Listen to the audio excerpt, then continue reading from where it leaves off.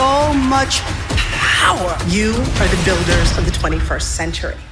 Wow, right there, man. That was a clip that just kind of gave you a quick synopsis, but definitely didn't cover the gravity of a movement that started back in 2006, if I'm not mistaken. And I remember when it first started, and someone that I highly respect, she's a former model, she's a businesswoman, she's a producer, writer, she's a mentor, she's one of the extremely awesome DJ, and she's been a connector, and she's been also a conduit. And when she put together this concept, this movement called Black Girls Rock, she did it from ground up.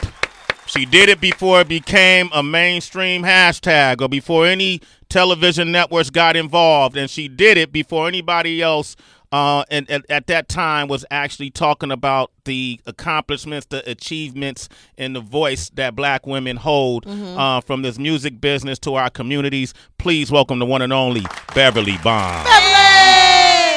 Beverly Bond, man. It's a big, man. How you doing, Bev?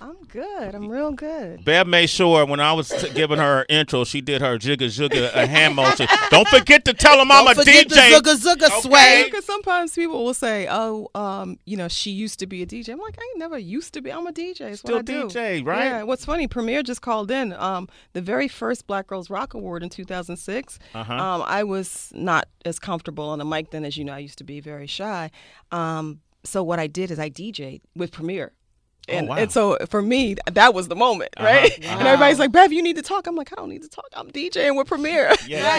Talking with your hands. So Premier, he did the very first Black Girls Rock Awards with me. I'm interested, too, even as a woman DJ, a black woman DJing. What was it like for you back then? Did people take you seriously? Oh, my God. Well, I think that, Coco and Jazzy Joyce and Kiori, there were some people who, Belinda Becker, there were already some women already in the game before me. But I think because I came from the modeling world, people weren't expecting me. And I was, very introverted, so people didn't know a lot about me. They didn't know about, how much I loved music, how in tune I was to culture. I also came from a dance community. Back in the day, we was dancers in New York, house and hip hop was a thing. And so any one of us could have actually become the DJ. So it wasn't surprising to those people in the dance community that knew me, but it was surprising to a lot of people because it was unheard of for a lot of women. And then, there was this kind of model stigma at the time. That was a stigma, right? Now it's like, now there's like, you can be a model before you're a DJ. And that's the thing that takes you to the next level. That's why I like what Revolution was talking about. Like, you take this seriously. Because it's important. But yeah, it was, I appreciated you had to be authentic. You had to be real. You had to be able to do this. We didn't have, when I started DJing in 2000, and you had to have records. You know, you had to collect your music. You had to know your music in order to be able to do this. We had turntables. We didn't have, the computer couldn't do it for you. You couldn't just go take somebody else's whole crate off of a disc and just, put it in yours. Like, you had to be an expert in all aspects of this. So I came in at a really great time because it was right before the technology switch. And I remember even when the CDJs came out, I was like, I can't do that yet because, I haven't put enough time on these turntables, So, I really respect the craft. And so I think that I've, proved myself. But it was like, a lot of people underestimated me, and that part probably propelled me, so that was good. Did that have anything to kind of even fuel this movement? Like in 2006, you wanted to say Black Girls Rock. Oh, absolutely. What made you want to say that? How did it start? Paying attention, part of it was paying attention to sex. I remember when I wanted to be a producer and I was making my beats and I was trying to shop my beats, and I remember, and my beats are nice. I could still, I could still throw a little something in your next cipher. Okay. You want to go to the next cipher? Don't say that. We'll mark that. I'm gonna send y'all some of my beats. Okay. But I remember the resistance because it was just like being a woman. I wasn't taken seriously. That was part of it. Part of it was being a model and remembering the resistance to black women and black images.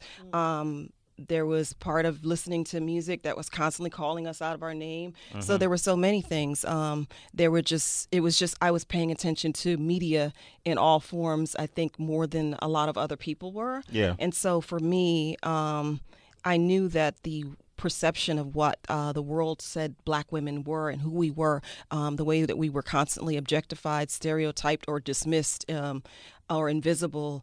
I just knew that wasn't my truth. That wasn't the truth of the women, the many women that I knew. And I knew that we rocked. And so I've always had this yearning to speak up for us. And when I came up with this idea for the T-shirt, it immediately shifted to this is bigger. And I've told you this story many times. Like, the idea was the T-shirt. Yeah. And immediately I was like, wait a minute, this is bigger. This is the answer. This is the affirmation. This needs to be said loudly. Our grandmothers never heard this. Our babies don't hear this, and we don't hear this.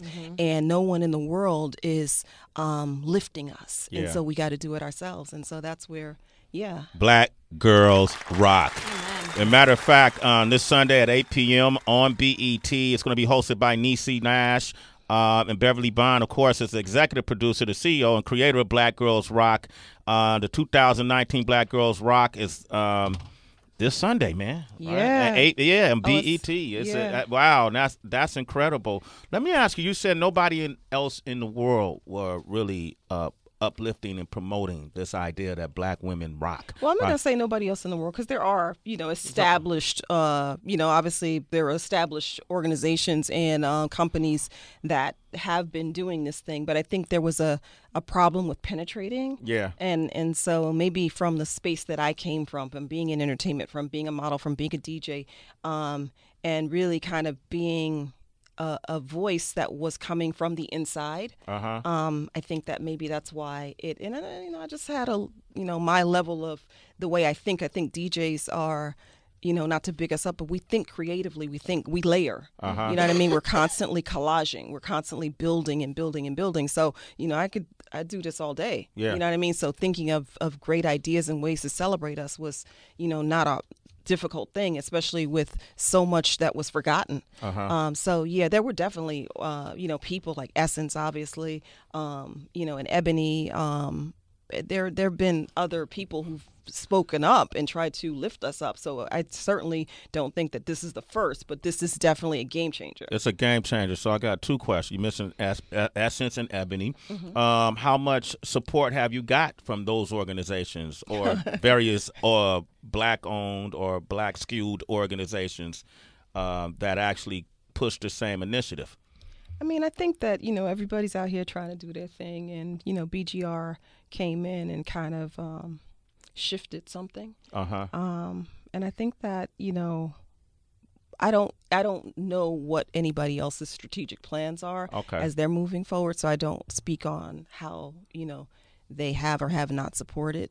Part of my I guess what you're asking is you don't see me a lot. I don't see you a lot. I don't see this being covered a lot in these publications. I love these publications and what they're doing, but I don't see you a lot. Well, I think part of it is that my low keyness. I like to do my work.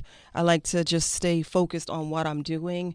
I pop up when I need to. I'm sure that we have coverage this year around the show.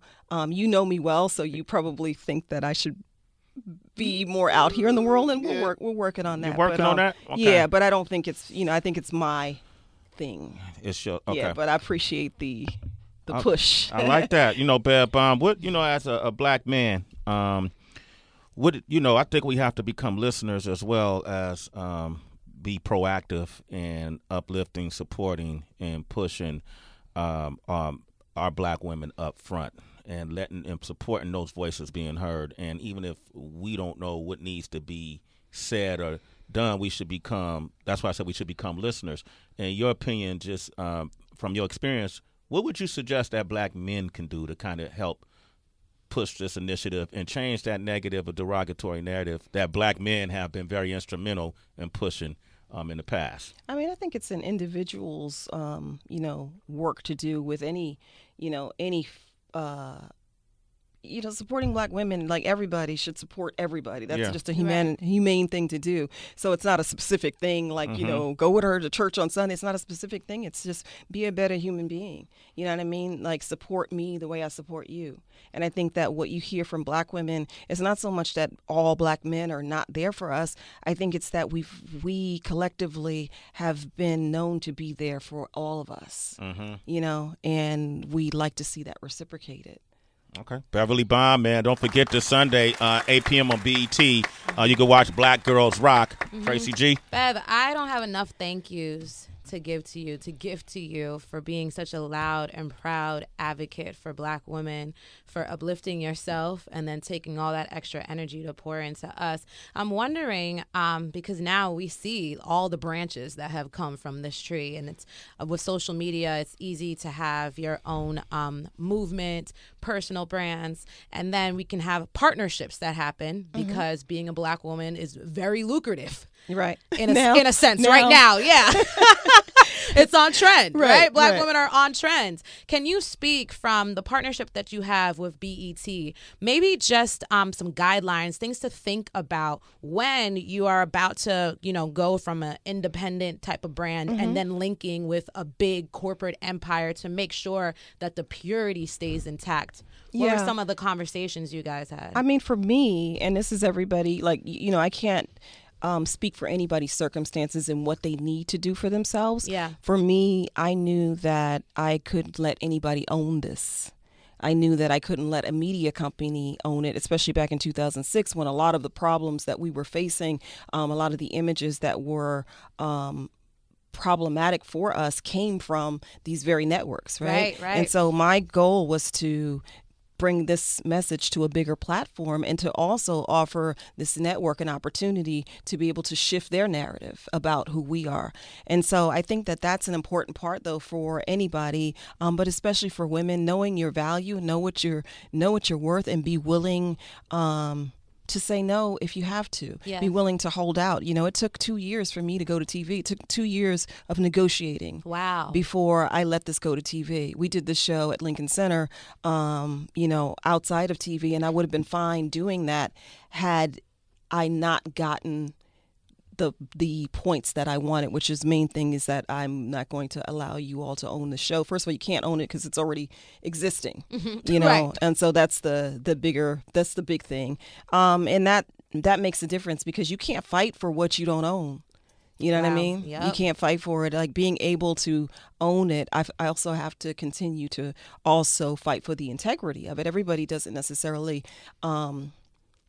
have the same passion for this mission for us the way that I do. And so I can't trust that everybody's going to represent us the same way. So, yeah, that would be the biggest thing, to know your worth and your value. And then sometimes you do have to, I don't want to say to someone, you meet artists and musicians who they hold their ground, right, forever, and they hold their music, and then they never actually get out because they've never sold even a little piece of it, right? So I don't want to put that message in the world either, but you kind of got to know where you are, what you have, and what you're worth. Amen. Beverly Bond, give her a big round of applause. Well put. Out here, Heather Beef, boots on the ground, the front lines, putting everything at risk. Absolutely. Okay, putting it all on the line for the greater good of us all, especially with Black women. I got a beautiful Black daughter who watches Black Girls Rock all the time, and I'm really just trying to get her some tickets, Bev. Can we get this? I'm just joking with you. This weekend show, who can we expect to see on stage? We have so many beautiful women. Niecy Nash is hosting this year. Okay, dope. Niecy Nash. She's dope. She's so dope. She's Yeah. so dope. She's so funny. She's so just authentic. Yes. She's natural. She's beautiful. I love her. She did a great job. I think you guys are going to love that. I'm so glad you guys chose her. Niecy has been a guest on this show so many times, and I don't think she gets enough credit. Yeah, absolutely. Just in terms of how she blossoms in every single arena that she's been on. A lot of us that followed her career, we remember her from some home decorating shows, early on, and the sitcoms and so many different things. Niecy Nash is an author. Yep. She's dope. She's supportive. Shout out to you guys for having her as a host. She's dope, man. When my mom found out, she was like, "You got Niecy Nash." Niecy Nash. So she's dope. It's a great way to also, support her. Absolutely. But she's supporting us. Yes. You know what I mean? She's an incredible talent, and I'm so happy that we have her. And, our honorees from Sierra to her to Angela Bassett, Regina King, Deborah Martin Chase, the mothers of the movement. I feel like I'm missing one person. Okay, let me see. Who is it? Regina. Sierra? Maybe? Sierra? Yeah, she said Sierra. I said her. Deborah Martin Chase, Angela Bassett, Regina, Sabrina Fulton. The mothers of the movement. movement. Brothers of the movement. Oh, I said everybody. Okay. You said everybody? Yeah. You did good. All right. Maybe there's the other people that I'm thinking about honoring. Right. Yes. You at 2020. Well, Beverly Bond, you always got a home here. Yes. All right? And anytime you're doing anything, make sure you come back up and see us. Absolutely. I'm sending y'all my beats. So you can Y'all- get some Say that again. rappers Say to that. I'm sending y'all my beats so y'all can get some rappers to freestyle. Oh, right. Okay. Over mine. Make sure they hot, though. dope. Once you don't send the beats, bring the beats, and we'll be the producer that day. Yes. You down with that? See, this is why you rock, Sway. Oh, thank You you. always That was- elevating me. You Damn, always bro. lifting me. I love it. I got no other choice to do that, okay? Beverly Bond, the creator of Black Girls Rock, premiering Sunday, September 8th on BET. We got two black girls that rock coming up next. Chloe and Hallie are here. Yes. They're just friends. These are friends. These are family members. They're going to join us next. Yes. 888-742-3345. Bev, how can they reach you on social? DJ Beverly Bond on Instagram, Black Girls Rock on Instagram, Black Girls Rock on all platforms. There it is. Shade 45, Sway in the morning.